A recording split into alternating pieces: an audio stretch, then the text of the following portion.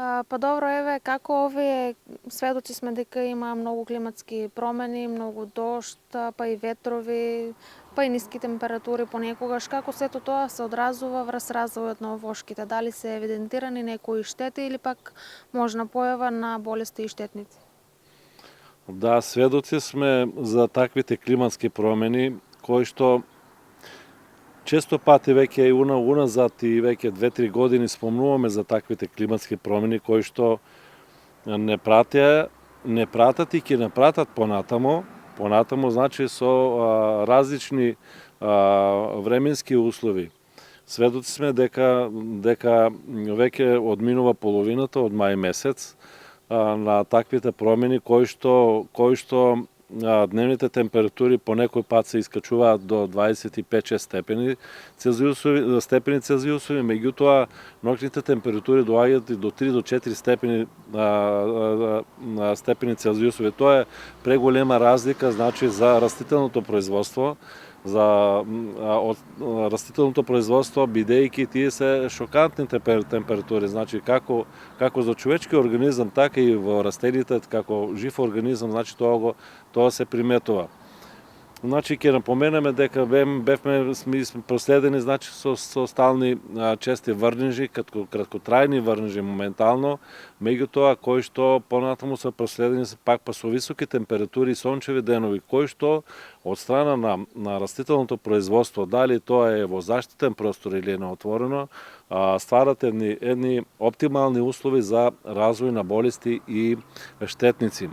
Веќе имаме појави на стагнација на порастот на растенијата, баш управо за таквите промени кои што се случуваат моментално, како во однос на болести, така и во однос на штетници, како во однос на растителното производство, градинарското производство и во овоштарството и во лозарството, што значи сме последени со такви климатски промени кои што и понатаму ќе продолжиме да ги следиме и да им препорачуваме на земјоделските производители да внимаваат околу таквите промени, бидејќи ќе се створат доста ситуации како во квалитетот и во квантитетот на самото растение, а и во развојот на самите растенија кои што ги произведуваат и од кои што очекуваат резултати. Добро, еве, а вие постојано сте на терен. Дали имате забележано некои конкретни штети кај самите растенија, еве конкретно кај овошки?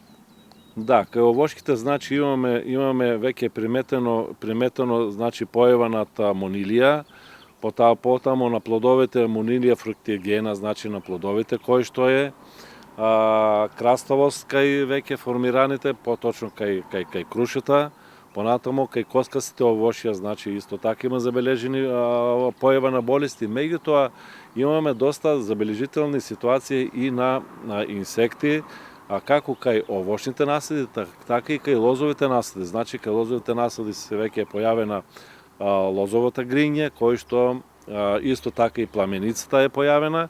Тоа го сигнализиравме малку порано, а и со нашите видувања на лице место им препорачуваме на земјоделските производители и сега им препорачуваме да пристапат кога е времето, значи кога нема ветрови, кога е смирена ситуацијата, значи дневните температури дозволуваат да поминат веднаш над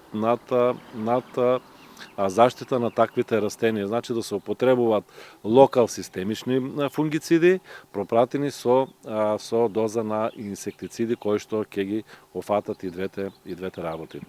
Така, дали еве овие климатски промени и штетите кои ги нанесуваат врз родот, значи дека оваа година можеби ќе има намалување на приносот кај овошки?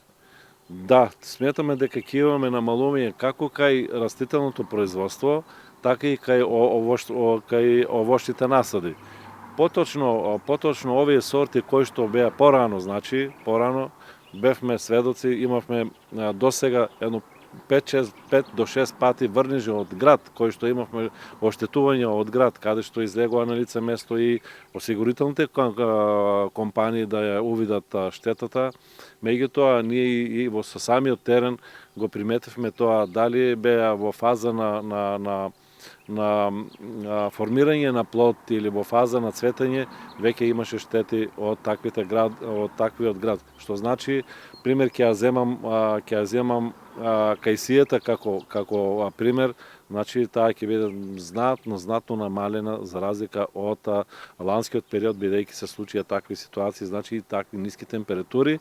Времено кратки беа, меѓутоа си го направија своето, значи направи ситуација да се таквите растенија не можат понатаму да се развиват или да цветат или да формираат плодови.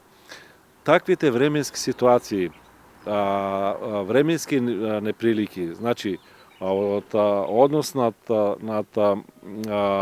климатските промени, ќе мора земјоделските производители најсериозно да ја прифатат.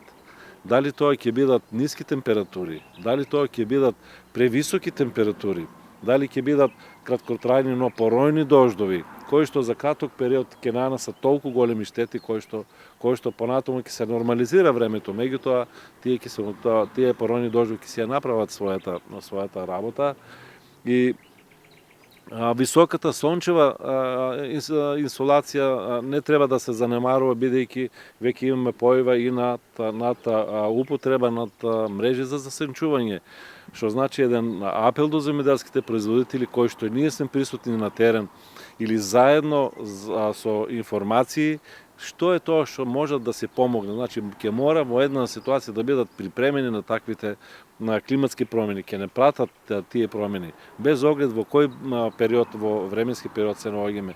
Спомнавме, втората половина сме на мај месец, меѓутоа веќе се среќаваме често пати, значи со таквите промени кои и следователно ќе бидат натаму. Понатаму треба пак од друга страна да се внимава околу употребата над водата за наводнување, системите за наводнување, системот капка по капка да се користи што е можно повеќе со употреба, значи со користењето на капка по капка се рационализира потрошувачката над водата за наводнување.